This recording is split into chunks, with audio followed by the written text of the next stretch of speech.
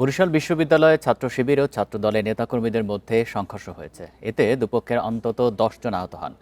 পরিস্থিতি বিবেচনায় বিশ্ববিদ্যালয় সংলগ্ন এলাকায় পুলিশ মোতায়েন করা হয়েছে। সকালে বিশ্ববিদ্যালয়ের ভিসি গেটের উল্টো দিকে এই সংঘর্ষ হয়। স্থানীয়রা জানিয়েছেন, সকালে বিশ্ববিদ্যালয় থেকে মিছিল বের করে ছাত্র শিবির। এ সময় ছাত্রদলের নেতাকর্মীরা এতে বহিরাগতরা অংশ নিয়েছে এমন অভিযোগ তুলে মিছিল বন্ধ করতে বলেন। এ নিয়ে শুরুতে দুপক্ষের মধ্যে বাকবিতণ্ডা হয়। এক পর্যায়ে তার সংঘর্ষের রূপ নেয়। পরে পুলিশ গিয়ে পরিস্থিতি নিয়ন্ত্রণে আনে।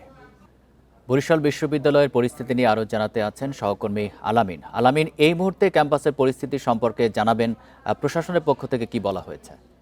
জি, সকালের ঘটনার পরে কিন্তু এখন একদমই শান্ত রয়েছে বরিশাল বিশ্ববিদ্যালয়ের যে পরিবেশটি রয়েছে। আমি এই মুহূর্তে রয়েছি বরিশাল বিশ্ববিদ্যালয়ের গ্রাউন্ড ফ্লোরে। এখানে ছাত্র দলের কিছু নেতাকর্মীদের আমরা দেখেছি, তারা এখানে অবস্থানরত অবস্থায় রয়েছেন এবং সকালে যে ঘটনাটি ঘটেছে সেই বিষয়টি নিয়ে আমরা তাদের সাথে কথা বলেছিলাম। ছাত্র দলের কাছ থেকে যে অভিযোগটি এসেছে, তারা বলছেন যে ছাত্র শিবির সকালে তাদের একটি র্যালি বের করে এবং সেই র্যালিতে তারা বহিরাগতদের নিয়ে সেই র্যালিতে সূচনা করেছিলেন এবং সেই র্যালিকে কেন্দ্র করেই ছাত্র দলের যারা নেতাকর্মী রয়েছে বরিশাল বিশ্ববিদ্যালয়ে, তারা কিন্তু তাদেরকে বলেছিলেন যে বহিরাগতদের বাদ দিয়ে তারা অনুষ্ঠান করতে। সেক্ষেত্রে কিন্তু আসলে তাদের মধ্যে প্রথম বাকবিতণ্ডা হয় এবং পরবর্তীতে যেটি সংঘর্ষের রূপ নেয়। এরপরেই কিন্তু বরিশাল বিশ্ববিদ্যালয়ের যারা উপাচার্য রয়েছেন এবং অন্যান্য প্রশাসনিক কর্ম বরিশাল থেকে জানাচ্ছেন সহকর্মী আলামিন।